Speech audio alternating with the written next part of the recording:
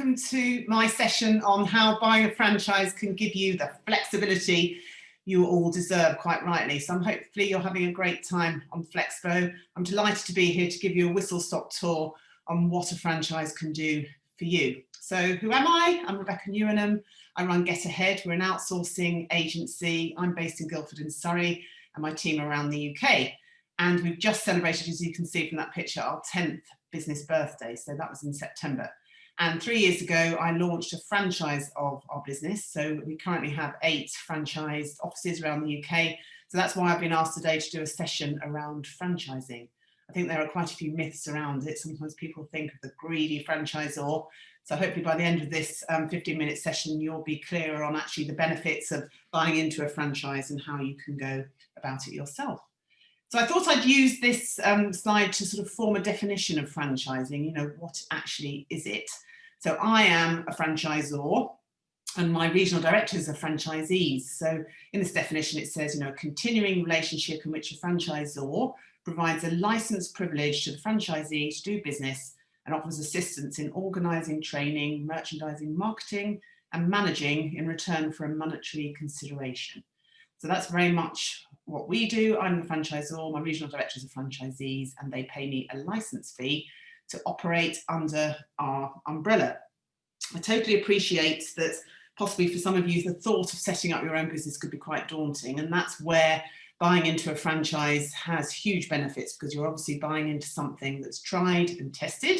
In our instance, you know, we've been going for 10 years, so I've learned all there is to know about what's involved with running a business such as ours. So I thought I would just use this slide to sort of give you an idea of how it works. So a franchisee pays an initial fee. So in our instance, that's a license fee for a 5-year license and an ongoing monthly royalty to us. So my franchisees pay me 10% of their monthly turnover every month.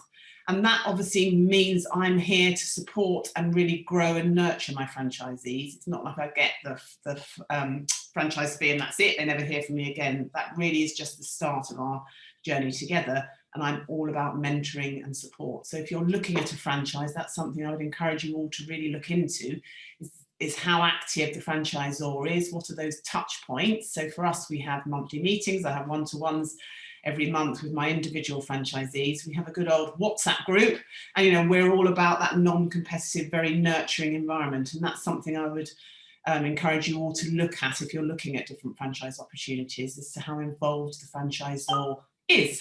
So in return for the initial fee, a franchisee gets the use of our trademark. So that's obviously our logo. It's trademarked, so only certain people can use it. And we are hugely consistent in where we show up in our marketing, things like that. So again, that's something that's really worth looking into when you're investigating different franchises, as to how active they are, what they would give you over and above you having to do it yourself. Because obviously, you know, I often get asked by prospective franchisees, well, you know, I could do this myself, but they all recognise the fact that, you know, I've invested 10 years in this business. I have created something that can stand on its own. And if you're having to recreate it yourself, there are so many costs involved, whether it's setting up a logo, website, all those things you have to do behind the scenes before you can even open your door to get clients. So as a franchisee, you're immediately getting access to all this collateral, and it means you can start working with prospects from day one, which is fantastic. And it's the ongoing support from the franchise as a whole that's so critical. And we often say to our new franchisees, you know, we are so non-competitive. And we launched our West London franchise this week, and that was a big thing that Louise has said, is how lovely it is to feel part of an established business where other franchisees are willing to help and not be all sort of secret squirrel and hide things away. So those are important aspects when you're thinking about setting up your own franchise. Now, the BFA is British Franchise Association, and in 2018 they released some work with NatWest, and they did a big survey, and it said that in the UK the franchise industry is now worth over £15 billion, and it's identified that 44,000 franchisee-owned businesses in the UK employed over 620,000 people, which is huge. And it's just amazing what you get when you buy into this large industry, and it's the training, it's the manual, it's everything that you would have. And we've made all those mistakes in the past, so we're presenting something really solid. And I love those stats around actually the size of the franchise industries. And I think you'll all agree with me, this is a snapshot of some very well-known franchises that are running in the UK. And sometimes I've come across ones I thought I had no idea that was a franchise, because they appear to be run independently. But actually, if you dig deeply, you realise that actually they are run as a franchise. And if I look at something like Costa, my local Costa in Guildford gives me the same experience as one would do in Leeds. So I know that I'm guaranteed that same experience. And that's what I'm really passionate about with my franchises, that every franchisee has the same touch points, the same feeling with potential clients. However, they have the autonomy to make it their own as well. So that's why I'm always fascinated when I meet new franchisees, because they come with such a wealth of previous experience. It's great. So we're constantly adding value as I get new franchisees joining. But it is fascinating looking at the different franchises that are out there. And if you're interested in looking at franchises, I would consider looking at things like What Franchise. They're a fantastic online portal that shows a huge variety of franchises that are available around the UK, starting at a few thousand for the license, right up to sort of significant investment. But they give you some ideas of actually how many franchises are available. And there's the BFA as well, which is the British Franchise Association, which has a lot of really interesting opportunities out there. So there are naturally a few considerations you need to think about when running or buying a franchise, which you need to be aware of. Obviously, buying a franchise means you're entering into a formal agreement. I spent a lot of time and money gaining my legal documents to run the franchise. And so if you're a franchisee, you're gaining a formal agreement, which is really, really thorough, from everything that you need to do to set up to how to manage your business. Franchise agreements can obviously dictate how you run the business, and they also can, and they do in my instance, dictate where you can run your business. So you'll find some franchises you can have lots in the same area, but in others they're more restricted on geographical areas. So for me, that's been really important. I sell different geographical areas so my franchisees can run their own area, and it's very easy, it's non-competitive, and they know very clearly whether they can operate with that client in that basis. And obviously buying a franchise means that you will pay naturally a percentage of your monthly turnover to your franchisee every month. So there's sort of a few little considerations to think about. But I wanted to really highlight that our franchisees, for example, thrive because they have the benefits of being part of an established, award-winning and profitable brand. And that's what you're buying into with a franchise. You're getting all their experience and you're immediately slotting into their sort of franchise family, because we've been there, we've seen it, and we've done it all already. We've done it for you, so you don't have to worry about a majority of things. And as I mentioned earlier, for us as a business, I have a monthly call with all my franchisees. We're all over Zoom and Teams, and we communicate really strongly together. And that's lovely, because if you were setting up something totally on your own, you wouldn't have access to that support and people to ask very sensible questions to, but also silly and frivolous ones that you might feel silly asking somebody else. So that non-competitive environment is huge when you're buying into a franchise. And I love, and last year when I came to Flexpo Live, I loved being there, setting up my stand, and I had some of my franchisees with me then, and it was an amazing opportunity for us to be together live. And I think that's really important as well. How active is your franchisor in helping you support your business and grow it? And I love my big exhibition stand. My team don't have to get their whole equipment themselves. They can easily slot in and use ours. So those are just a few little examples of how a franchisor can help you in your franchise journey. Now, this was another report from the good old BFA in 2018, and they said that 93% of franchisees were profitable at the end of their first year, and they were comparing that to actually 80% of independent small businesses failed within their first year. And those are crazy stats, aren't they? That you can put your life into setting up a business, but actually the odds of you managing to be successful by the end of that first year are fairly slim. But if you were to buy a franchise model, actually you could be profitable within the end of your first year. So those are really interesting stats, and ones that I feel very passionate about. Now, I really like this slide because it shows you the perceived benefits of being a franchisee. So you can see how important franchisees feel that the support they get from a franchisor is, that the quality is there. You're buying into something that's hugely successful and already existing, and you have those standardized products or services. So if I look at my franchisees, we have our rate cards, we've already got established services that we provide, and my franchisees can immediately scoop those up and offer those out as a service, because we've brought those to market. We know exactly what our client base are looking for, and we have people to provide them. So those are interesting levels, but the support is a huge one. And I know I keep sort of banging on about support of a franchisor, but it is so important, because that's what you're investing in. And I also love the idea of, you appear to be a larger business because you've got fellow franchisees and the name is getting known, and as the franchises are growing, you're becoming more established as an overall brand. So yeah, I really like that slide. I thought that was a good one to share with you. So if you're thinking about buying a franchise, what support could you expect to get from your franchisor? So for us, I've broken this down into 3 pieces. So the pre-launch. So if I look at a new franchisee of ours, they will get a territory. And as I mentioned before, some franchises are territory driven, some aren't.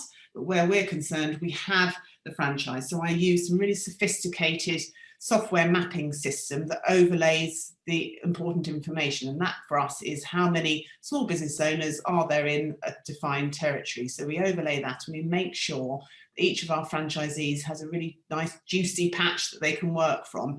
And I always say to them, there are so many opportunities within these territories that you're never going to be short of finding potential people to work for. But that's an example of how you can get a defined patch. We give comprehensive training. So my franchisees have 2 full days of their induction where they have photos, video. We talk through our big manual on how to do everything from setting up your business, what kind of bank account to get, how to be, whether you're to be a sole trader, a limited company, right through to actually launching you. And obviously you as a franchisee get access to all the digital tools that your franchisor uses, and the opportunity, which is really important, to talk to other franchisees. And I'm hugely transparent when I'm talking to new franchisees. I want them to talk to people that are doing the job. So I will always be connecting. I'm very open. There's nothing worse than you having a conversation with a franchisor and them being a bit of a closed book. To me, it's so important that everyone feels that they're getting the information that they need. And on launch of a franchise, that's really, really important. So look at how your franchisor would launch you. So for us at Get Ahead, we do a press release, we do a huge campaign launching our new franchisees. So as I mentioned, Louise in West London launched with us this week. We did a press release and she's already had, I think, 4 pieces of press out there talking about us. We've had that launched online, and it's amazing. We provide our franchisees with that support. So if you think what you'd have to do yourself if you were launching your own business, where would you start? What story have you got to give? So actually buying into a franchise, you've already got that story in place. And you obviously then get access to business cards, part of a website. The thought of the cost actually of having to recreate a website is huge. So if you're buying into a franchise, you get a portion of that website already set up, that's got the SEO, that's got everything there to get you out there and to really push your brand literally from day one. So there is not very much you need to even think about to launch, which is really exciting. Now, ongoing is another huge bit. So I think lots of people get het up on, right, I've got to find my right franchise, I've got to decide what to do, and then don't actually think about, well, what are you going to do once you've launched? So as I said, on launch, you get the press release and things, but actually the ongoing piece is the marketing. What presence does your franchise or have online? For us, we've got 18,000 plus followers on various social media platforms. My new franchisees are exposed immediately to that solid base of following. And that's something that doesn't happen overnight. So those are really important aspects to bear in mind, as are training and workshops. I'm a huge advocate of giving my franchisees training. We want to retain our market leading placement in the outsourcing world. So in order to do that, I need to continually be pumping my franchisees with the latest information, latest training. We're having one on sort of communicating with clients in the next couple of weeks, and that's an opportunity for my franchisees to all get on board together with me, and we're bringing in an external trainer to give us some really interesting thoughts on how we can develop. And I think that's something that's important to understand when you're delving deeply into looking at a franchise opportunity, is to what is that continual personal development that you're going to be offered, that you don't have to go out and find yourself. So I'm just going to try and keep a track on time. So I've sort of given you a bit of a run through, but I thought this was a really useful checklist of things that would be helpful to you if you're thinking about looking at a franchise. So choose the right franchise by doing your research. As I mentioned before, the BFA, what franchise, they're all opportunities for you to really delve into what kind of franchises are out there. Really understand what your purpose is. Why are you wanting to set up a business? What is it that gets you energized, that gives you passion? And that would be really useful to really nail that before you even look at potential franchises. Selecting the right franchisor, have the conversations, make sure that the franchisor wants to speak to you, that they want to link you with other people. You'll immediately get a sense of actually how they would be then after you've launched.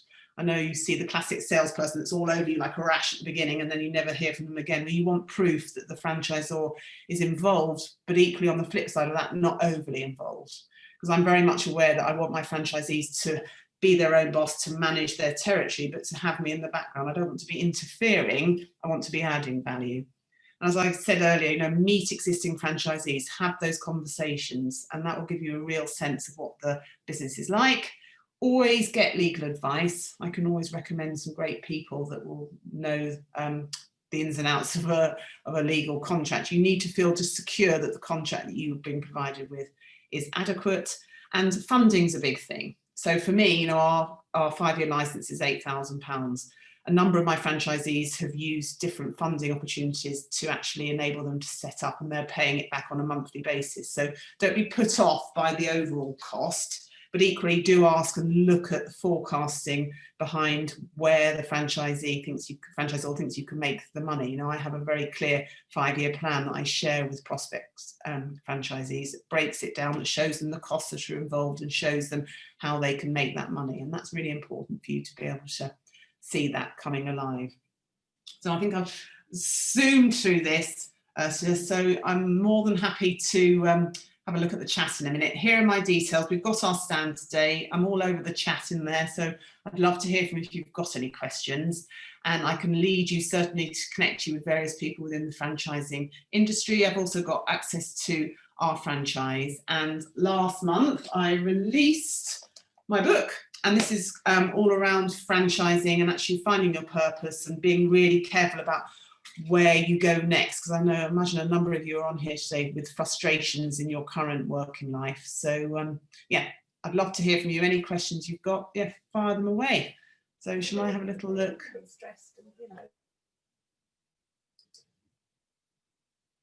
Oh, so yeah, so Caroline said, how do you find and fund the right franchise? You're saying, yeah, your area is already covered. So Caroline, I'm happy to have a separate chat with you, but the funding is often through the I can't remember the actual name of the different fund, the startup funds and things, which I can send you the details of. So no problem with that at all.